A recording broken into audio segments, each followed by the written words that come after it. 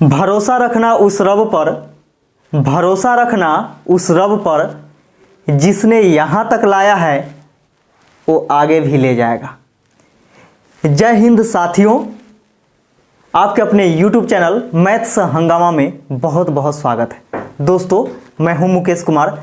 आज के इस वीडियो में आप सीखने वाले हैं जो रेलवे ग्रुप डी पिछले बार पूछा था, और वो भी मिसलेनियस 10 क्वेश्चन आपके सामने। ऐसा क्वेश्चन आएगा जो कि बिल्कुल मिसलेनियस होगा और आपके लिए बेहद जरूरी है।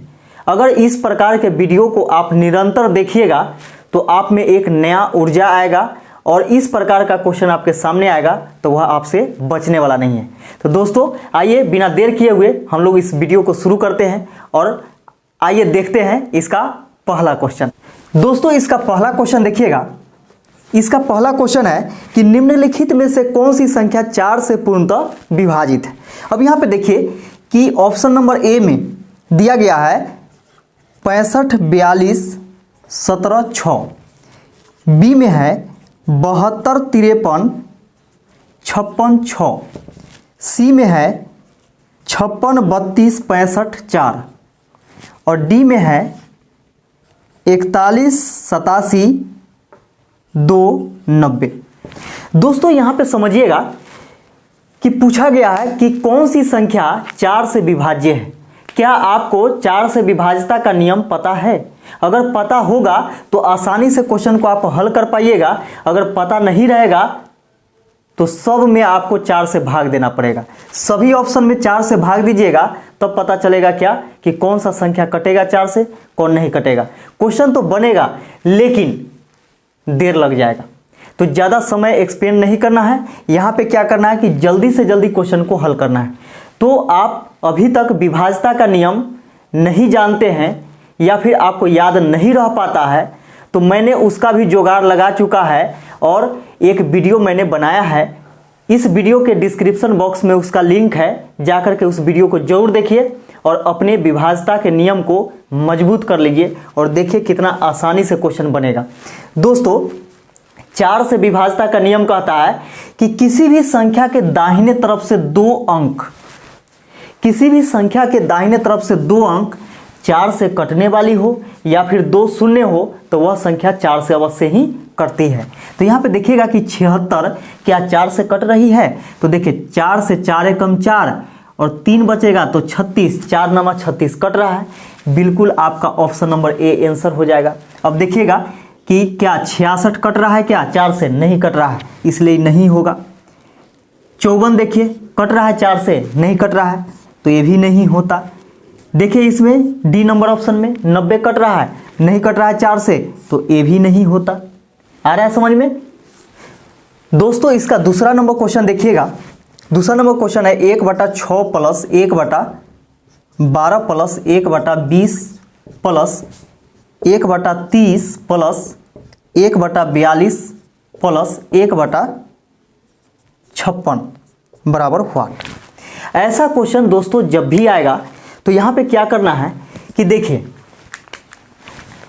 पहले वाला को 2 भागों में तोड़िए। ऐसे 2 भागों में तोड़ना है कि दोनों के बीच में 1 का अंतर होना चाहिए। यानी जितना ऊपर में है ना 1 है तो 1 का अंतर रहना चाहिए, 2 रहेगा तो 2 का अंतर होना चाहिए। ठीक है, तो यहाँ पे देखिएगा कि ये दोनों के बीच में 1 का अंतर होना चाहिए। तो 2 6, सबसे पहले छोटा लिखेंगे, इसके बाद बड़ा लिखेंगे। 2 6। तो यहाँ पे देखिए कि 2 6 और 3 में से 2 घटाएंगे तो 1 आएगा, 1 का अंतर है। अब लास्ट वाला को तोड़ना है। 7 8 56, 8 7 56 या 7 8 56। लेकिन हमेशा ध्यान में रखिएगा कि पहले छोटा होगा, इसके बाद बड़ा होगा। दोस्तों, यहाँ पे समझिएगा कि आपको क्या करना है कि 1 ले लेना है शुरू वाला, यानी 1/2 लिखना है। 1/2 ऊपर में आपका 2 का अंतर है, 3 का अंतर है, 4 का अंतर है, कोई दिक्कत नहीं है। आपको 1 में ही लिखना है। 1 ये पहला वाला, अब माइनस में 1 अंतिम वाला, माइनस में 1 अंतिम वाला यानी 1/8। ठीक है, अब इसको सॉल्व कर दीजिए, आपका आंसर आ जाएगा। और बीच वाला जो होता है ना संख्या, सब कट जाता है। ठीक है, अगर आपको ये चीज़ जानना है तो हमसे आप जुड़े रहिए। इसके बाद हम एक फाउंडेशन टाइप का बैच क्रिएट करने वाले हैं, वहाँ पे हम सिखा देंगे। दोस्तों ऐसा क्वेश्चन जब भी आए तो आप समझिएगा कि ऐसे दो भागों में तोड़ना है कि ऊपर इसका अंतर जो है ऊपर वाला के बराबर आना चाहिए, फिर लास्ट वाला को भी तोड़ लीजिए। सबसे पहले छोटा लिखना है, इसके बाद बड़ा लिखना है। शुरू में क्या करना है कि 1/2 लिखना है, अंतिम में 1/8 माइनस में लिखना है। अब इसको सॉल्व कर दीजिए। 8 और 2 का एलसीएम क्या हो जाएगा, तो 8 हो जाएगा। अब यहाँ पे देखिए 2 चौके 8, 4 एकम 4 माइनस 8 एकम 8 1, 4 में से 1 घटाइएगा तो 3, 3/8 यानी 3/8 आपका आंसर हो जाएगा। दोस्तों अगला क्वेश्चन इसका देखिएगा, तीसरा नंबर। इसे बोला गया है कि निम्नलिखित में से कौन सी संख्या अपरिमेय है, यानी अपरिमेय संख्या पूछा गया है, इरेशनल नंबर। तो यहाँ पे समझिएगा कि ऑप्शन नंबर ए में है √1 पर 1 2 3 4 5 6, 1 पर 6 को 0। बी में देखिएगा कि √1 पर 6 0, 1 2 3 4 5 6 और यहाँ पे करनी के पावर 3 है। सी में है √1 पर 2 4 6, 1 2 3 4 5 6 0, यहाँ पे करनी के पावर क्या है, तो 6 है। डी में है √1 पर 2 4 6 0, 2 3 4 5 6, यहाँ करनी के पावर 4 है। हम लोगों से पूछा गया कि अपरिमेय कौन है, तो यहाँ पे समझिएगा कि जिसका वर्गमूल घनमूल निकाला जा सके वह आपका परिमेय होता है, और जिसका नहीं निकाला जा सकता पूरा पूरा वह अपरिमेय होता है। तो यहाँ पे समझिएगा दोस्तों, यहाँ पे पावर कुछ भी नहीं, यानी करनी के पावर कुछ भी नहीं है। इसका मतलब यहाँ पे 2 छुपा हुआ रहता है, और 2 छुपा हुआ रहता है तो यहाँ पे देखिए कि जितना यहाँ पे पावर रहेगा ना उतना का जोड़ा लगता है। तो यहाँ पे देखिए 1 का वर्गमूल करेंगे तो 1 के होगा, 1 का वर्गमूल करेंगे तो 1 ही होगा। अब देखिएगा कि 0 का जो संख्या होगा 2 के जोड़ा में है कि नहीं, तो 2 के जोड़ा में देखिए है, 2 के जोड़ा में है। इसका मतलब क्या है कि यह परिमेय है, तो ये नहीं होगा, क्योंकि हम लोगों से पूछा है अपरिमेय कौन होगा। अब यहाँ पे देखिए कि यहाँ पे इसका घनमूल निकालना है, तो घनमूल में क्या होता है, यहाँ पे पावर 3 होता है। तो देखिए तो 1 का घनमूल 1 ही होगा, है ना। इसका 3 पावर है ना, तो 3 का जोड़ा लगाना है 0 का। तो देखिए 3 का जोड़ा आराम से लग रहा है, 2 जोड़ा बन रहा है, तो ये भी आपका परिमेय होगा, तो ये भी आपका आंसर नहीं हुआ। अब देखिए यहाँ पर करनी के पावर 6 है, यानी 6 का जोड़ा लगाना है ना। 6 का जोड़ा लगाना है, तो 6 को 0 है क्या, 2 4 6, यानी 1 जोड़ा लग जाएगा। इसको बाहर निकालिएगा ना तो 10 आएगा, ठीक है। ये भी नहीं होगा, जब 3 को नहीं है तो चौथा आपका आंसर होबे करेगा, क्योंकि यहाँ पे देखिए कि करनी के पावर 4 है, तो 4 का जोड़ा लगाइएगा तो देखिए 4 0 का जोड़ा लग गया, लेकिन यहाँ पे 2 0 बच गया है। इसका मतलब क्या है कि ये और भी 2 0 रहता तो हो जाता, है ना। यानी 4 का जोड़ा लगेगा, यहाँ पे जितना करनी के पावर रहेगा ना उतना का जोड़ा लगता है, तो इसका नहीं लग पाया। इसका मतलब क्या है कि यही अपरिमेय है, और यही चीज़ तो पूछा जा रहा था, इसलिए डी आंसर हो जाएगा। दोस्तों अगला क्वेश्चन देखिएगा, इसका चौथा नंबर। इसमें बोला गया कि 2 संख्याओं का लसा 2604 है। 2 संख्याओं का लसा जो है लघुत्तम समापवर्त है 2604 है, और मौसा 12 है। यदि संख्याओं में से एक 84 है तो दूसरी संख्या ज्ञात करिए। तो देखिएगा यहाँ पे कि दूसरी संख्या बराबर क्या होता है, दूसरी संख्या बराबर होता है लसा गुने मौसा। तो लसा कितना है 2604, लौसा गुने मौसा, मौसा कितना तो 12, अब बटा में पहली संख्या कितना तो 84 है। क्लियर, यानी दूसरी संख्या बराबर होता है लौसा गुने मौसा बटा में पहली संख्या। अब इसको काट दीजिए तो आपका आंसर आ जाएगा। तो देखिए 12 से 12 सते 84, 7 बार में 7 से इसको काटेंगे तो 7 3 21 है ना, 7 3 21, 5 बचेगा 50, 7 सते 49, 7 दूनी 14, यानी 372 दूसरी संख्या आ गया, और यही आपका आंसर होगी। दोस्तों अगला क्वेश्चन देखिएगा, 5वां नंबर। इसमें बोला जा रहा है कि 12 घड़ियां बेचकर एक दुकानदार 2 घड़ियों के विक्रय मूल्य के बराबर लाभ कमा लेता है, प्रतिशत में उसका लाभ ज्ञात कीजिए। देखिए ऐसा क्वेश्चन जब भी आएगा तो क्या करना है कि 12 घड़ियां बेचकर एक दुकानदार 2 घड़ियों के विक्रय मूल्य के बराबर लाभ कमाता है। तो आप जानते होंगे कि लाभ बराबर क्या होता है, विक्रय मूल्य घटे क्रय मूल्य होता है ना। तो यहाँ पे देखिए कि 12 घड़ियाँ बेचता है, यानी 12 घड़ी बेचता है, यानी 12 घड़ी का सीपी, 12 सीपी इस प्रकार लिखिएगा, है ना। 12 सीपी या एसपी, एसपी मतलब क्या, सेलिंग प्राइस यानी विक्रय मूल्य, ठीक है। तो 12 एसपी माइनस 12 सीपी, अब कहिएगा ये कहां से आया, आखिर सेलिंग प्राइस दिया हुआ था तो कॉस्ट प्राइस कहां से आया। तो कॉमन सेंस लगाइए कि 12 घड़ी बेचा है, इसका मतलब 12 घड़ी उसके पास रहा होगा, बेचने के लिए 12 घड़ी तो रहा होगा, इसका मतलब क्या कि 12 घड़ी खरीदे रहा होगा, तब तो 12 घड़ी बेच पाया है ना। तो यहां पे समझिए कि लाभ कब होगा, तो विक्रय मूल्य घटे क्रय मूल्य, विक्रय मूल्य घटे क्रय मूल्य बराबर क्या होता है, तो लाभ होता है। तो बराबर में लाभ जो होता है कितना हो रहा है, तो हो रहा है इसको 2 घड़ियों के विक्रय मूल्य के बराबर, यानी 2 घड़ी के सेलिंग प्राइस के बराबर क्या होता है, तो इसको लाभ होता है, ठीक है। तो ये सूत्र पे आ गया। अब बोला जा रहा है कि कितना प्रतिशत उसका लाभ होता है। अब देखिए दोस्तों, यहाँ पे हम लोग क्या करते हैं कि एसपी को इधर लाते हैं, यानी 2 एसपी को इधर लाते हैं, तो 12 एसपी में से 2 एसपी घट जाएगा तो 10 एसपी बचेगा, बराबर माइनस में 12 सीपी है, उधर जाएगा तो प्लस में 12 सीपी हो जाएगा। आ रहा समझ में। अब देखिए इसको काटेंगे तो 2 पचे 10 और 2 छक 12, सीपी को इधर लाइए तो एसपी बटा सीपी बराबर हो जाएगा 6/5। अब यहाँ पे समझिएगा कि एसपी कितना है, यानी सेलिंग प्राइस जो है 6 रुपये है, जबकि कॉस्ट प्राइस इसका क्या है, तो 5 रुपये है। अब सोच के देखिए कि 5 रुपये का सामान कोई व्यक्ति 6 रुपया में बेच देता है, 5 रुपये का सामान कितना में बेच देता है, तो 6 रुपया में बेच देता है, तो कितना लाभ कमाया, 1 रुपया कमाया, कितना पर, तो 5 पर गुने 100, 5 से 20 25 100, यानी 20% इसको क्या हुआ, तो प्रॉफिट मिला, और यही इसका आंसर हो जाएगा।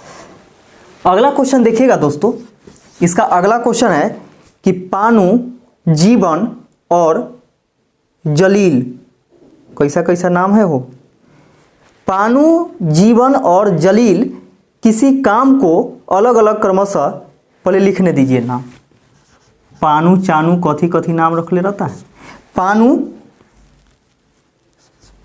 जीवन और जलील, पानु, जीवन और जलील किसी काम को अलग अलग क्रमशः 30, 20 तथा 60 दिनों में कर सकते हैं। यानी पानु करता है तो इसको 30 दिन लगता है, जीवन करता है तो इसको लगता है 20 दिन, और जलील करता है तो इसको लगता है 60 दिन का समय। क्लियर है।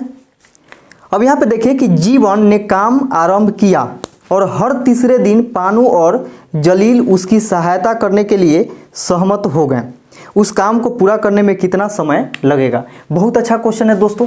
तो यहाँ पे समझिएगा कि सबसे पहले क्या करते हैं कि कुल काम निकाल लेते हैं, और कुल काम बराबर क्या होता है, इसका एलसीएम, ये तीनों का एलसीएम निकालिएगा तो एलसीएम हो जाएगा आपका 60, ठीक है। एलसीएम हो गया 60, 30 दूनी 60, 20 तिहाई 60 और 60 एकम 60, 60 काम टोटल हो गया। देखिएगा एलसीएम बराबर क्या होता है, कुल वर्क होता है, तो 60 काम टोटल है। तो सोचिए कि पानु जो है प्रतिदिन 2 काम करता है, जीवन प्रतिदिन 3 काम करता है, और जलील प्रतिदिन 1 काम करता है। काम कौन शुरू करता है, तो काम जो है जीवन शुरू करता है। तो यहाँ पे समझिए कि जीवन जो है, जीवन वह काम को शुरू किया, काम को शुरू किया, और बोला है कि हर तीसरे दिन पानु और जलील उसकी सहायता करने के लिए सहमत हो जाते हैं। तो सोच के देखिए कि प्रत्येक तीसरा दिन जीवन को सहायता करता है कौन, ये दोनों मिल करके, पानु और जलील। लेकिन सोच के देखिए कि लगातार 2 दिन तो ये अकेले काम करता है जीवन। तो सोचिए कि 2 दिन का काम इसका कितना हो जाएगा, 1 दिन में जीवन जो है वह 3 काम करता है, तो 2 दिन में कितना करेगा, तो 6 काम करेगा 2 दिन में। आ रहा है समझ में। अब यहाँ पे देखिए कि तीसरा दिन कौन आता है, तो इसके साथ दोनों आ जाता है, पानु और जलील, यानी जीवन तो रहता ही है, जीवन प्लस पानु प्लस जलील।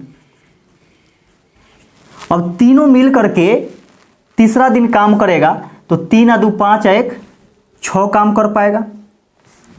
तो सोच के देखिए यहाँ पे काम कितना दिन हुआ, जीवन 2 दिन किया और 1 दिन ये सब मिल करके किया तो 3 दिन, यानी 3 दिन में कितना काम, 6 आ 6 12 काम।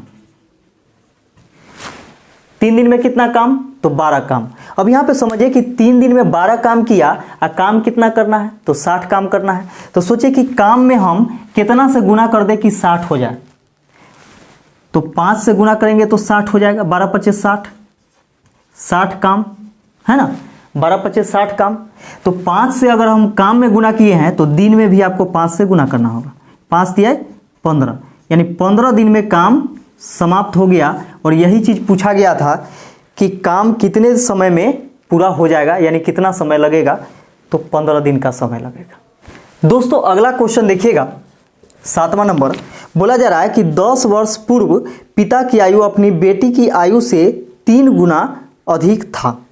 अब यहाँ पे समझिए कि एक पिताजी हैं और उनकी पुत्री है, ठीक है। अब यहाँ पे समझिए कि बोला जा रहा है कि 10 वर्ष पूर्व, यानी 10 वर्ष पहले, पहले बोलेगा ना तो माइनस लिखते हैं। 10 वर्ष पूर्व पिता की आयु अपनी बेटी की आयु से 3 गुना अधिक थी। तो बेटी 1 वर्ष की रही होगी, यानी 1 का रही होगी, तो पिता इससे 3 गुना, यानी जितना मानिएगा पुत्री का उससे 3 गुना अधिक कौन होंगे, तो पिताजी होंगे इस क्वेश्चन के अनुसार। 10 वर्ष बाद पिता की आयु अपनी बेटी की आयु से 2 गुनी अधिक होगी। देखिए 10 वर्ष बाद क्या होता है कि पिता की आयु पुत्री की आयु की 2 गुनी अधिक होती है, यानी 1 अगर पुत्री का होगा तो पिता का कितना हो जाएगा, 2 हो जाएगा। उनकी वर्तमान आयु का अनुपात कितना है।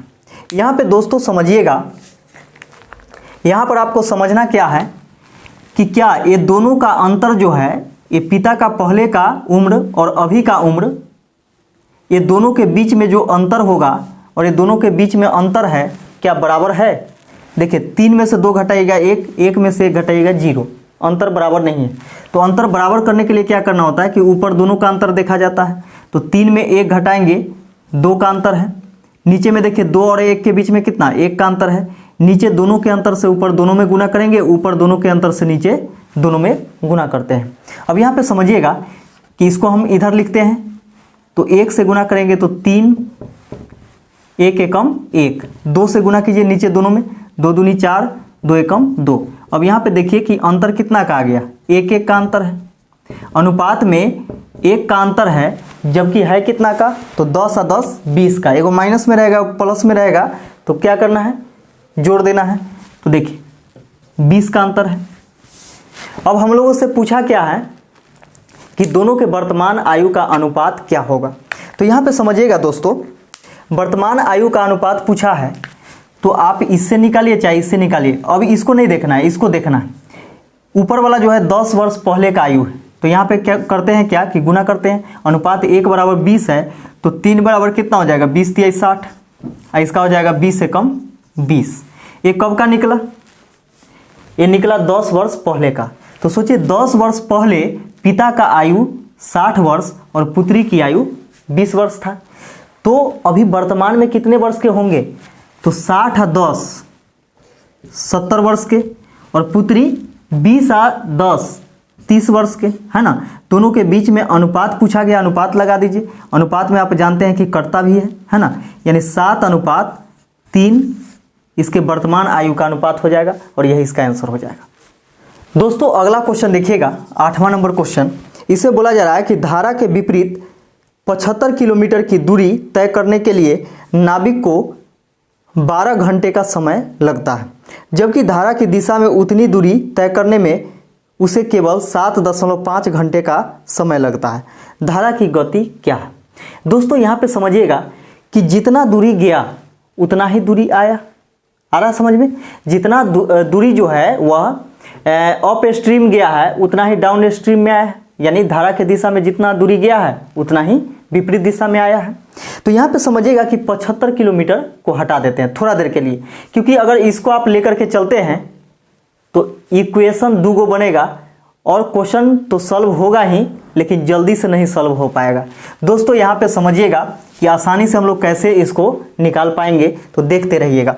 तो यहाँ पे देखिए कि हम क्या करते हैं कि दूरी बराबर, आप जानते होंगे दूरी बराबर चाल गुने समय। तो दूरी बराबर चाल गुने समय, तो देखिए जब धारा के दिशा में जाएगा ना तो इसका चाल हो जाएगा बोट की चाल प्लस वाटर की चाल, ठीक है, बोट की चाल प्लस वाटर की चाल। तो धारा के दिशा में जब जाता है तो उसको 7.5 घंटा का समय लगता है। तो यहाँ पे देखिए सबसे पहले हम लोग क्या करते हैं कि धारा के विपरीत दिशा में जब जाता है तो विपरीत दिशा में क्या होगा, चाल घट जाएगा। धारा के विपरीत दिशा में क्या होता है कि चाल घट जाता है, ठीक है, और गुना 12 घंटा का। तो आप जानते हैं कि दूरी बराबर क्या होता है, चाल गुने समय। तो चाल इतना है और समय कितना लगता है, तो 12 घंटा, तो चाल गुने समय यानी दूरी। फिर देखिए बोला है क्या कि धारा की दिशा में उतनी ही दूरी तय करने में 7.5 घंटे का समय लगता है। तो धारा की दिशा में क्या होगा, चाल जुड़ जाता है, तो B + W आ रहा समझ में। अब यहाँ पे समझिए कि चाल गुने समय, चाल गुने समय हो गया, दूरी बराबर चाल गुने समय। ये भी दूरी है, ये भी दूरी है, दोनों बात यहाँ से बराबर। अब यहाँ पे देखिए क्या करना है हम लोग को, इसको काटना है तो काट दीजिए। इसको काटेंगे हम लोग 3 से 3 चौके 12, 3 से काटेंगे 25 तिहाई 75 यानी 2.5। समझिएगा 4 से तो 4B - 4W बराबर 2.5B + 2.5W। अब यहाँ पे देखिए कि B वाला को एक साइड लाते हैं और W वाला को एक साइड भेज देते हैं। इसको इधर लाएंगे तो घटेगा 4 में से 2.5, तो 1 दशमलव कितना बचेगा, तो 5 बचेगा। 1.5B बराबर 4W उसमें ऐड हो जाएगा तो 6.5W हो जाएगा। अब इसको हम लोग काटेंगे तो इसको काटिएगा तो देखिए यहाँ पे दशमलव से दशमलव कैंसिल हो गया, 5 से 5 × 15, 13 × 5 = 65। W उधर गुना में इधर आएगा तो भाग में, यानी B/W बराबर हो जाएगा 13/3। यानी बोट का जो चाल है वह अनुपात में 13 है, जबकि वाटर का कितना है, यानी धारा का 3 है। हम लोगों से यहाँ पे पूछा है कि धारा की गति कितनी है। यहाँ पे समझिएगा दोस्तों, धारा की गति पूछा गया है और जो चीज़ पूछा जाता है वही ऑप्शन में होता है। तो यहाँ पे हम लोग देखते हैं कि 4 ऑप्शन दिया हुआ है। ऑप्शन नंबर ए में 6.625 किलोमीटर प्रति घंटा, बी में है 6.25 किलोमीटर प्रति घंटा, सी में है 8.125 किलोमीटर प्रति घंटा और डी में है 1.875 किलोमीटर प्रति घंटा। अब यहाँ पे समझिएगा कि इसका आंसर क्या होगा। तो आंसर वही होगा जो 3 से कटेगा, यानी 3 के मल्टीपल में होगा, क्योंकि यहाँ पे देखिए कि धारा की जो चाल है वह 3 है ना, तो 3 अनुपात में है। तो सोचिए कि 3 से जो कटने वाला होगा ना वही आपका आंसर होगा। तो 3 से विभाज्यता का नियम क्या कहता है कि अंकों का योग 3 से कटना चाहिए। तो देखिए 6 × 6 = 12, 12 × 2 = 14, 14 × 5 = 19, 19 कटेगा क्या, नहीं कटेगा, इसलिए ऑप्शन नंबर ए नहीं होगा। 6 × 2 = 8, 8 × 5 = 13, कटेगा, नहीं कटेगा। 8 × 1 = 9, 9 और 2 = 11, 11 × 5 = 16, 8 × 1 = 9, 9 × 2 = 11, 11 × 5 = 16, क्या कटेगा, नहीं कटेगा। तो डी होबे करेगा क्योंकि 3 गो नहीं है। ऐसे भी देख लीजिए 8 × 1 = 9, 9 × 7 = 16, 16 और 5 = 21, 21 जो है 3 काट रहा है इसको। ऑप्शन नंबर डी आपका सही आंसर हो गया। 1.875 किलोमीटर प्रति घंटा धारा का चाल हो जाएगा। दोस्तों अगला क्वेश्चन देखिएगा, इसका 9वां नंबर क्वेश्चन है।